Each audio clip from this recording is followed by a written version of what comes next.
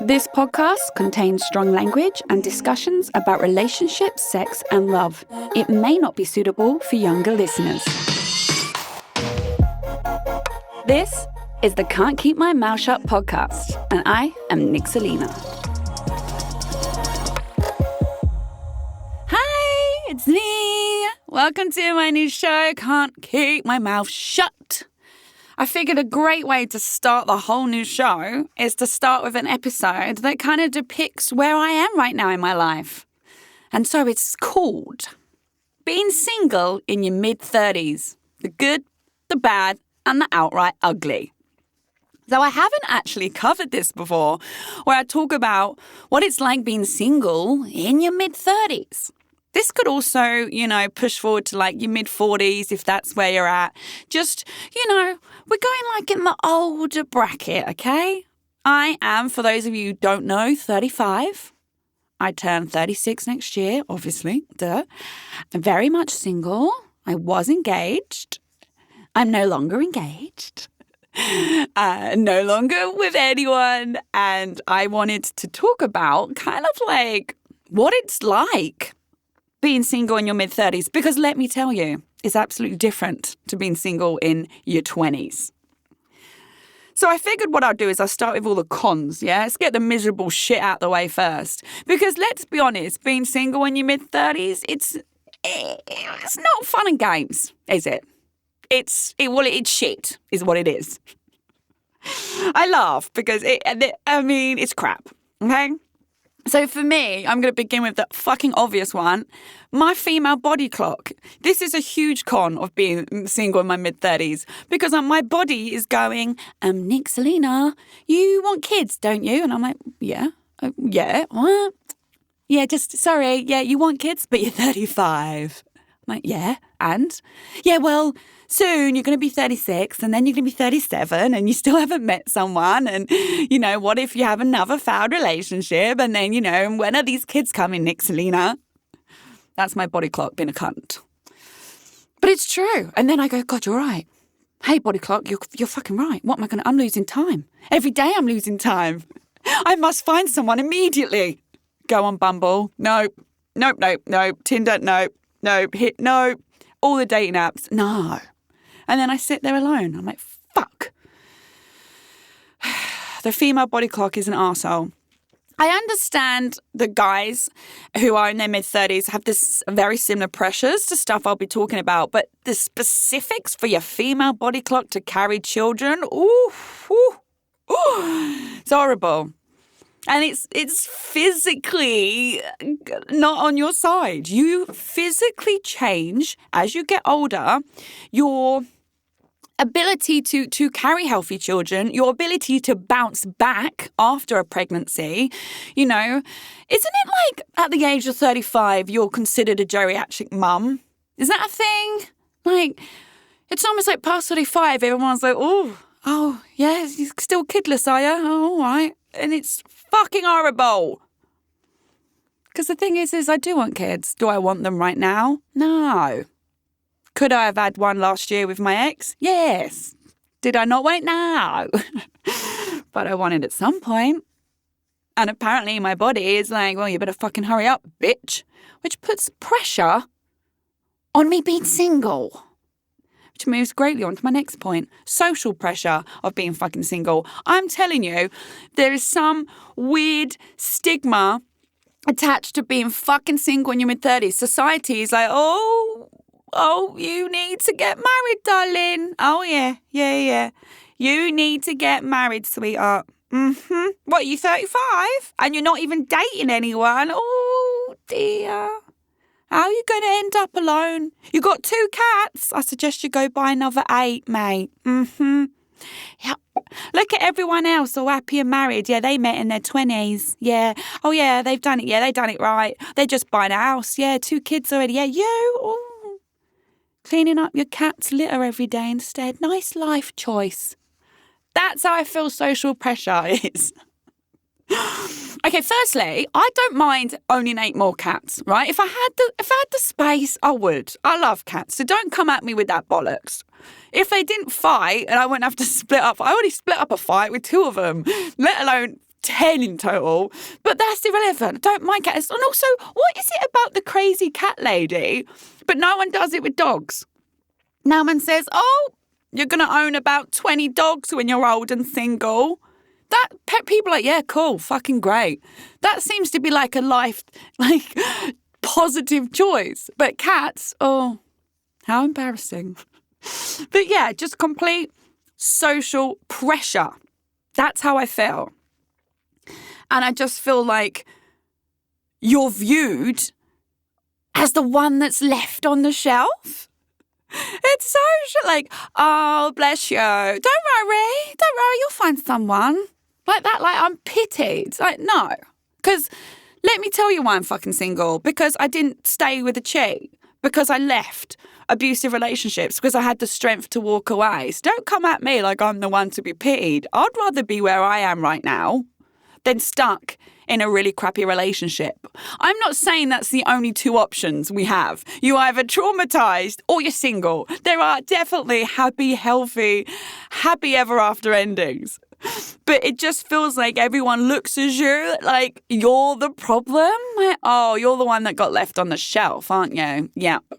So then somehow you're depicted as something's wrong with you for being single at this age. And even my best friend does it with men, right? She's also my age. We're both 35. She's come out of a relationship. It wasn't very nice. So we're both on the same trajectory. And she will meet men who are late 30s or early 40s. And she's like, well, there's got to be something wrong with them to be single at this age. They've got no kids. They're not previously married. There's obviously something wrong with them. I'm like, babe, you're describing me. I don't have a previous marriage, engaged twice, never made it down the aisle. I don't have kids yet. I'm on the cat path with 2 already, and I'm single at 35, and I'm awesome. So let's not paint the poor men, but it just seems to be a thing. Like, even subconsciously, you're like, where's your red flag? So then I think people must think that about me. Like, she's vibrant, she's fun, she's not ugly, she's intelligent, she's successful. What's your deal, bitch? Where's your red flag? Why are you single at 35? It's just crap. Bearing in mind, before you all start grabbing a bottle of gin, this is the cons list, okay? Hold on, because we're going to end in all the pros, and I'm telling you, it's fucking worth it. So stick with me for the shit bit first. Okay. The other issue is the actual, like, dating aspect. So it's like the lack of sex. So if you're not dating anyone, you're not getting laid. And I love sex. It's probably why I have these shows. I love sex. I love being intimate with a guy, but I have to have a connection with him.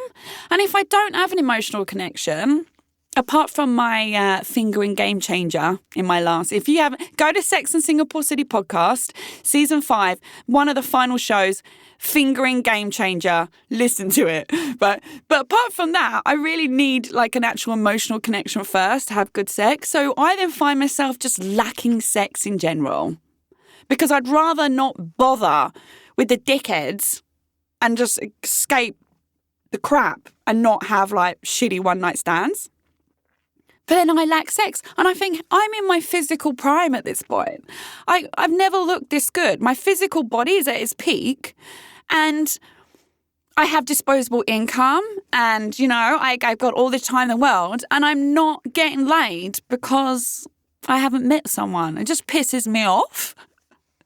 Which then moves into the feelings of loneliness. Oh, fucking hate being lonely. I hate it. And feelings of loneliness, especially when you have all of this other stuff that I've just talked about, it's heavy. It's really fucking heavy. And you're just like, you start thinking, what is wrong with me? Why can't I meet someone? And then you start feeling like maybe you're a bit bitter, and like, why do I not deserve happiness? Why am I not in a loving relationship? Why did I get cheated on? Why did I date a narcissist? Why was I in an abusive relationship? You can spiral, guys. You can spiral down a single path of badness. But don't do it. A few more other cons. If I've got to be honest, this is, me, I'm always honest. You feel like if you have any potential suitors come along, sometimes they'll cast you aside for the younger models. Yeah. I mean, if it's a hot, successful, attractive man and he's got the pick of the bunch, I can't blame him, right? But, maybe it's like, oh, yeah, I'm dating this 25-year-old and you as the 35-year-old, like, oh, yeah, cool, a decade younger than me. So great. Thanks. It can really get to your soul, I've got to be honest. But it also leaves you feeling like you're all fighting for the attention of these eligible bachelors. And you don't really have the energy for it because you ain't in your mid-20s. You're in your mid-30s now. I don't have the energy. I'm like, do you know what? Like, take him. I'm not even attempting the plane for go. Enjoy yourself. I just don't have the energy for it, mate. I want an early night, not this shit. And then also there's the other option that if you are finding someone who's a potential suitor, the more likelihood of them having baggage, you're not 25, you're 35, so chances are they might be divorced, they might have the ex-wife, there might be trouble there, they might have kids, and do you want to be a stepmom, do you not want to be a stepmom, or stepdad, works both ways, you have to label that involved, and it's a lot going on. It's a lot. But I know, you're like, fuck me, 10 minutes of cons, give us the pros, bitch. I am. But it's not all bad. And let me tell you why. Being single in your mid-30s is actually fucking joyful and wonderful in spite of everything I've just talked about. Because that's all very true. Honestly, that's all exists. But there are some epic positives to being single in your mid-30s. The first one is that you're not the same person as you were in your mid-20s. And this is a fucking good thing. Guys, girls, if you met like 23-year-old Nick Selena, fucking hell. I don't even want to meet her. She was a firecracker. You think I'm like out there now? Imagine me, but like way more arrogant, full of way more energy, right? Out all the time. Out. It just, wow. Fucking hell. And the people I was dating at that time clearly were never actually, objectively good partners. You are not the same person in your mid-20s as you are in your mid-30s, but you're also not dating or picking the same people to date in your mid-20s versus your mid-30s, and this is a fucking great thing. I always say, if I'd married the guy I was with when I was 21, and I was engaged at 21, I'd been divorced by, 26, 27, easily divorced. He was a nightmare. I don't have any bad blood with him, but he was a fucking nightmare. He was a 21-year-old boy, is what he was, right? So you're picking different people for different reasons.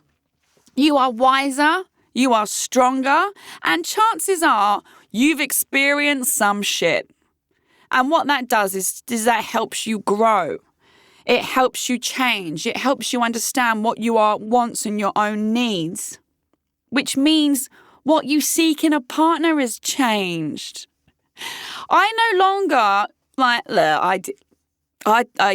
confession time. In London, I did modelize. I spent about 2 years where I only dated London models. Fucking great years. Fucking beautiful boys. Oh, God. Just stunning. Like, even now, if I'm having a little look at their Insta, I'm like, oh. In fact, one of them I still talk to. You know who you are, babe. He's Bali-based, and I just love him to death. He was a great time, but he was my wild child. I was never gonna settle down with him, ever. But at the time, I kind of was trying to. This is the kind of boy that you set free. But I was trying to get him to actually settle down. It was clearly never going to happen. And now I'm like, there's no way I would ever entertain that. You've changed how you feel about relationships. You've changed how you feel about what you want from a partner. I don't go for pretty faces anymore. Yes, I still want an attractive man. I'm not saying that. But that's not what comes first. You know, because I've also had an extremely wealthy partner and I've had an extremely broke partner. I've had to pay for everything versus then getting spoiled as hell. And honestly, both were pretty bad. Like, you think, oh, yeah, money. If I have money, then everything's great. Well, no, usually if someone's wealthy, they've had to stand on a few people to get there. Usually if someone's wealthy, they don't value things as much as someone who's had to like really graft for it. This is stereotyping. I know there's some very wealthy, awesome humans out there, but this is just what I've experienced because I have had like more than one wealthy partner in my life, and each time I felt like they viewed me as replaceable. Because you can just buy anything you want. They didn't really value stuff the way I did, anything sentimental. And I am sentimental, and I like the love letters. I like the handwritten love letters. I like all just all that shit. So I've started to really learn stuff about myself. And the only way you can do that is if you date, you experience some shit, and you grow, and you move forwards. With age. Okay? Because even at 29... right, where I was moving to Singapore, and I thought, I'm 29, right? I'm turning 30. I've got it all under my belt. I've sorted life out, yeah. Dated some scumbag, but I've just met someone. Oh, absolutely love of my life. Love of my life. This someone I met 4.5 years later turns out to be a raging narcissist and an arsehole. Like, absolute arsehole. So, yeah, I thought I knew and I didn't know. You've really got to go through some crap and heal from it, which is a very important part, before you get to where I'm at now, which is seeking a stable home, a stable career life, and a stable family life. And not only are you seeking that, chances are you've got it, because by the age of your mid-30s, you've established a career or you've got a stable home area or, you know, like you're just in a different space. And because you're single, you are able to focus financially on yourself. You're able to say, like, what do I want? What do I want? Where do I want to wake up every day? What do I want my house to look like? You know, and it's much easier to work towards those goals that fulfill yourself when you are single. It also means that when that big true love finally comes, you actually really know you found it, which is going to be such a fucking blessing, honestly. Because you'll know the triggers, you'll have red flag warnings, you'll know what it means to be, I don't know, lied to or ghosted or cheated on or love bombed. You know what it means when someone's been authentic because you know what it means when they're not. And it's just all of these like growth in this sort of like human connection sphere that you can only get through time and experiencing this stuff. You know, like 23-year-old Nix didn't have a fucking clue. And honestly, if I had settled down, I would have. Like, if the partners were faithful to me, I probably would have stayed. And I would have regretted it. I probably would have a couple of kids, and I would have had hell. And I'd probably be where I am now, just, you know, very much single and with children and trying to persevere through. So I'm not saying having kids is wrong. Absolutely not. And, you know, like my best friend I spoke about earlier, she's got 2 beautiful boys and they're just the best. And, you know, it's not like she struggles today. Men throw themselves at her. Like, honestly, they do. But it's just like she knows what she wants. And I think that's the bit where you get to. When you finally meet it and it comes, you know. And that's fucking great. There's no what ifs. There's no like, okay, well, if this one doesn't work out, then I'm sure. But no, it's like you hold out until it comes. And when it comes, it's going to be like fucking epic. And also leading on from that, I'm saying like predictability is there's less chance of a split or a divorce because you've done the work beforehand and you've done the healing and you've done the bad dates and the crap parts. So you are now like, game on. And you've met someone who's healthy and you're healthy and it's like this. That's what it's like. It's what I imagine when you wake up every day in just pure bliss with your partner. Look at us, healthy communication styles. Showing up as the best version of ourselves for each other. Helping each other through the worst times of our lives as a team. Trusting each other and not cheating. That's what I imagine. Is that what it's like? Can married people let me know? You're like, no. Actually, no. Firstly, we need 5 cups of coffee before we even talk to each other. Yeah, I get it. But yeah, for me, these pros do outweigh the cons, I think. And I think if you take away a lot of pressure and stigma, that is the cons. And the pressure and the stigma isn't actually factually correct either. That's something that's like constructed. So you take all that away, and really, the pros are something fucking magical. And that is why, my dearest listeners, I am happy that I'm single in my mid-30s. I am, of course, still, out there dating. And I'm dating the good and the bad. And I'm avoiding dating the outright ugly. But, even your Prince Charming can hide a very ugly personality under his pretty face, which sucks. But yeah, I love it. I don't want anyone to feel the shame that I spoke about at the beginning, because actually there's so many positives to this. And if you can sort of tweak your mindset into seeing it as such a positive, then you'll see how things change and the universe starts giving you back the kind of positive energy that you are putting out. And that is the end of this episode. Thank you for entering my new show. I really hope you've enjoyed episode 1 of Can't Keep My Mouth Shut. And I look forward to seeing you next Monday in the evening, where I post my episodes. See you next week. Thanks for listening to the Can't Keep My Mouth Shut podcast. Produced and hosted by me, Nick Selena, and recorded in the Splice Cast Studios in Singapore. I'm available to listen to on Spotify, Apple Podcasts, Google, and all major podcast listening apps. Do subscribe to enjoy a new episode every Monday evening. Please do give me a 5-star review. It helps other people also find my podcast. For more content and features to read, you can check out my website, nickselena.com. That's nickselena.com.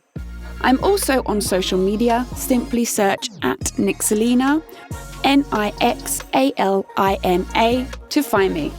Don't be shy. Come say hi.